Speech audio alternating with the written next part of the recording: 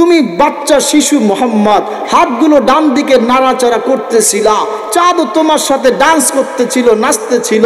তুমি হাত পা কচি হাত পা গুলো আবার বাম দিকে আনতেছিলা, হাত পা গুলো নাড়াচাড়া করতেছিলা, চাঁদ তোমার সাথে খেলতেছিল।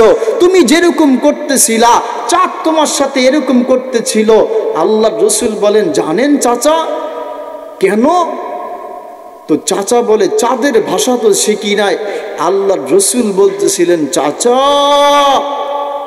এই চাঁদকে আল্লাহ পাঠাইছেন ইউগন্নি জান্নাতের গান শোনানোর জন্য, ওয়ায়ামনাউনি মিনাল বুকা, আমি বন্ধু, আল্লাহর বন্ধু রসুল যেন আমি না কান্না করি, আমি যেন কান্না করে কষ্ট না পাই, এই জন্য খেলা করার জন্য আল্লাহ চাঁদকে পাঠায়া দিয়ে দিছেন। সুবহানাল্লাহ।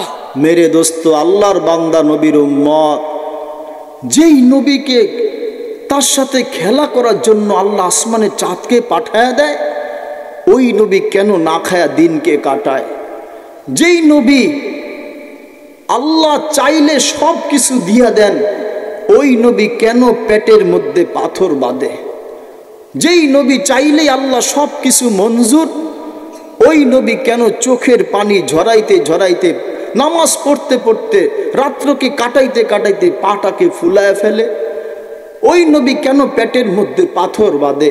ওই নবী কেন নিজের জিহ্বা চোষা চোষা ক্ষুধার কারণে হাসান হুসাইন রাদিয়াল্লাহু তাআলা আনহুমা দুই নাতিকে খাওয়ায়? ওই নবী কেন তার দান্দান মুবারক শহীদ হইয়া যায়? ওই নবীর কেন লোহার হেলমেট মাথায় ঢুইকা যায়? সাহাবায়ে কেরাম টাইনা খুলতে পারে না, দাঁত ভেঙে যায়, নবীর মাথার কড়া ওঠে না। ওই নবী কেন এত কষ্ট? কিসের দুঃখ, কিসের কষ্ট? যদি প্রশ্ন একটা করে, পুরা মজলিস থেকে না, শুধু ব্রাহ্মণবাড়িয়া থেকে না, সারা দুনিয়ার মানুষ এই কথা বলতে বাধ্য,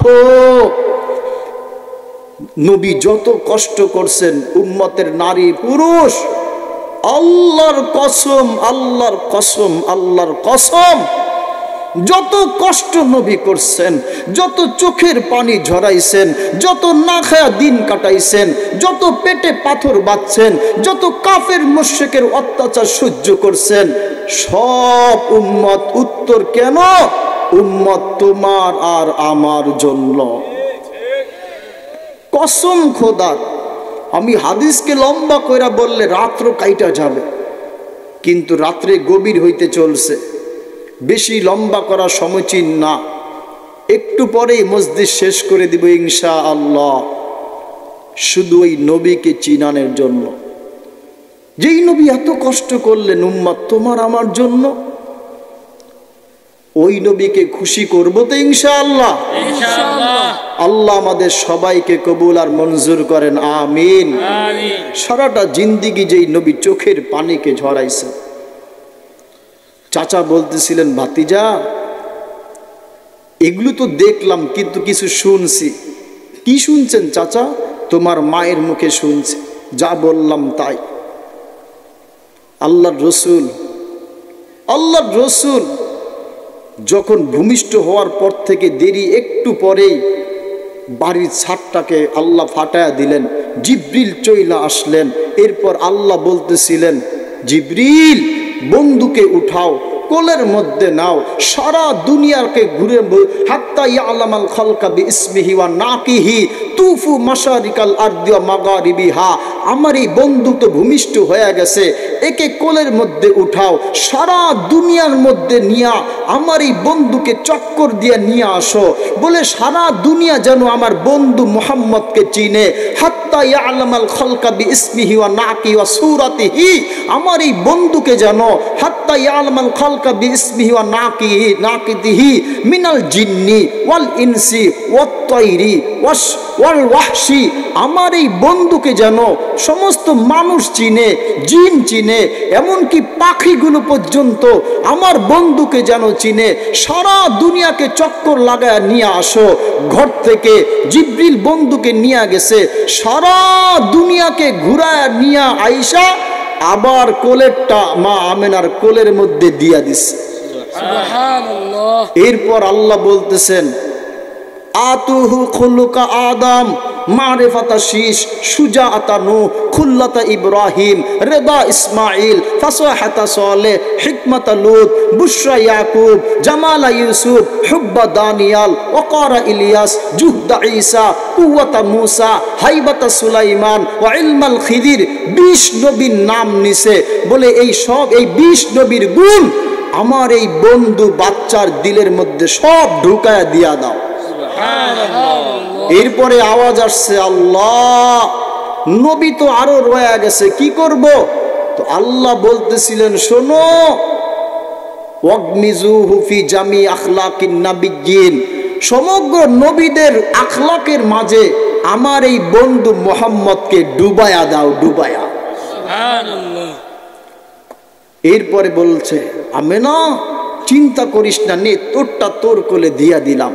শর্ট কইরা বলতেছি, মেরে দোস্ত, ওই নবী ওই নবী ওই নবী ওই নবী দুনিয়া থেকে যাইতে দেরি, তখন উম্মতের জন্য চোখের পানি ঝরাইতে আর দেরি করেন না। আমি কাইটা কাইটা শর্ট করে বলতেছি, ওই নবী, যেই নবী দুনিয়াতে এসে বাবার মুখটা পর্যন্ত দেখেন নাই, ওই নবী যে বাবার আদর পায় নাই, ওই নবী একদিন মাঠের মধ্যে খেলা করতেছিল। নবী খেলতেন না, তখন বয়স মাত্র 6 বছর। কত বছর বলেন না? কত বছর? মাত্র 6 বছর। আল্লাহ রসুল খেলাধুলা করতেন না, কিন্তু পাহাড়ের সাথে ট্যাক লাগায় সাথীগণ খেলতেন, দেখতেন। মক্কায় একটা নিয়ম আছে, সন্ধ্যা হইতে দেরি প্রত্যেক সন্তানকে বাবা কপালের মধ্যে চুমা দেয়, গালের মধ্যে চুমা দিয়া খেলার মাঠ থেকে নিয়ে যায়। আল্লাহ রসুল পাহাড়ের সাথে ট্যাক লাগায় দাঁড়ায় ছিলেন, সে তো খেলতেন না।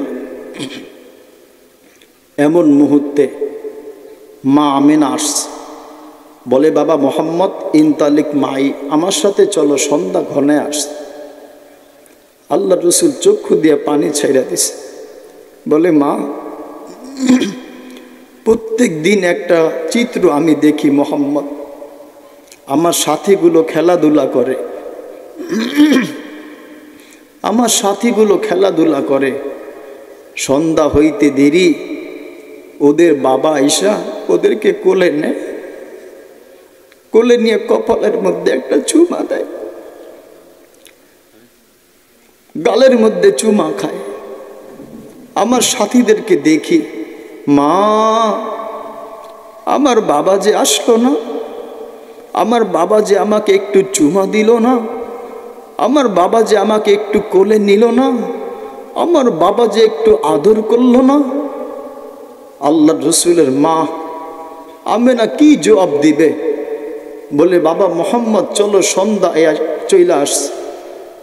আল্লাহ রসুল বলতেছিলেন, 6 বছরের বাচ্চা বলতেছে, মা, প্রত্যেক দিন আমার সাথে এই ঘটনা ঘটে, বাচ্চারা খেলাধুলা করে, সাথী বন্ধুগণ ওদেরকে আব্বা ইসা কোলে নেয়, আদর করে, এরপর বাড়িতে নিয়ে যায়, আমার বাবা যে একদিনও আসলো না।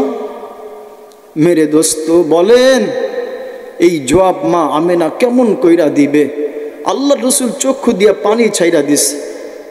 আল্লাহ রসুল নিয়ে গেছে দাদার কাছে, চলো, যায় বলতেছে, আব্বা, আজকে এই মোহাম্মদ যেই প্রশ্ন করছে আমি উত্তর দিতে পারবো না। কি? বলে, ও জিজ্ঞাসা করছে, 6 বছর বয়স, ওর বাবার কথা জিজ্ঞাসা করছে। এই ছোট্ট মোহাম্মদকে কেমন কইরা বুঝাইব? আমি কি ভাষা ব্যবহার করব? ওকে কেমন কইরা বুঝাইব যে তোর বাবা গর্ভে থাকতেই দুনিয়া থেকে বিদায় হয়ে গেছে? আব্বা, আমি এই ভাষা খুঁজে পাইতেছি না, একটু অনুমতি দেন, ওর বাবার কবরটাকে দেখায় নিয়ে আস। শ্বশুর বলতেছে, আল্লাহ রসুলের দাদা, যাও আমেনা, চইলা যাও। শর্ট কইরা বলতেছে ইতিহাস, আল্লাহ রসুলকে নিয়ে গেছে, দূর থেকে দেখায় বলতেছে, বাবা মোহাম্মদ, ওই যে দূর থেকে দেখা যাইতেছে একটা উঁচা জায়গা, তোমার বাবা ওইখানে ঘুমায়। আল্লাহ রসুল 6 বছরের বাচ্চা হেঁটে হেঁটে ওইখানে গেছে, কবরের মাটিগুলোকে খামসাইতেছেন আর বলতেছেন, আব্বা একটু কোলে নাও না, একটু আদর করো না, একটু কপালে চুমা দাও না। সাথীদেরকে আদর করে চুমা দেয়, আব্বা একটু আমাকে কোলে নাও না, আমি মোহাম্মদ কি এমন অপরাধ করলাম। মা দৃশ্যকে আর সইতে পারেন নাই।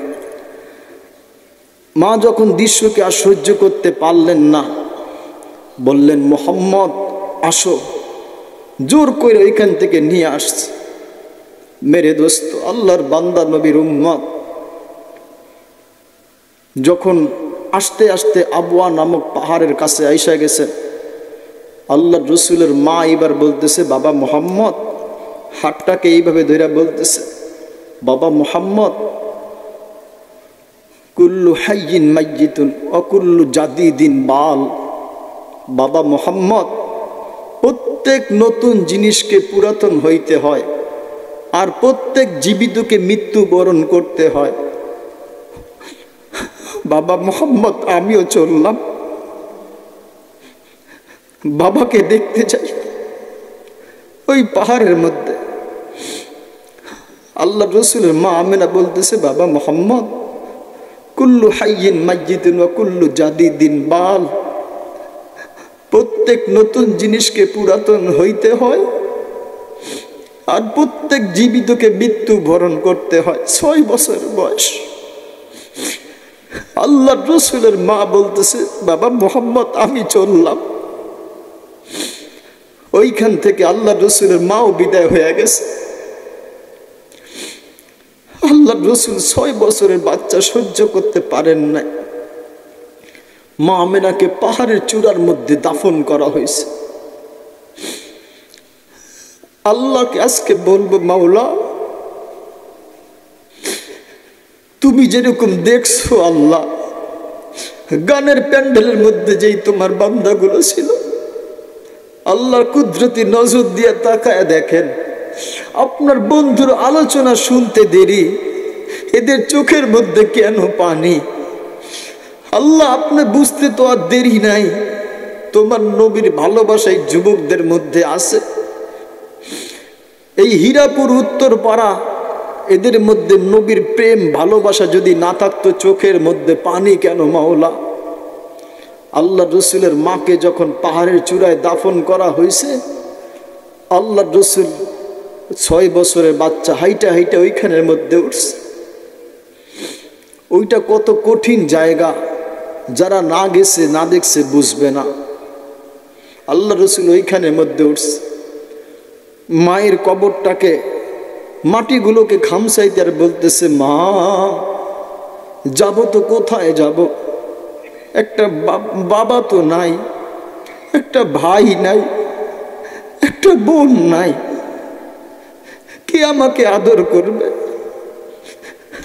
মা ছিলা মাত্র তুমি।